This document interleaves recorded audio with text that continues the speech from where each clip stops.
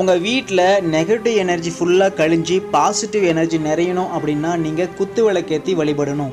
அப்படி குத்து விளக்கு ஏற்றும் போது பெரும்பாலானவர்கள் ஒரு திரியை மட்டும் வச்சு ஏற்றுவீங்க. ஆனால் ஒரு திரி வச்சு ஏற்றக்கூடாது.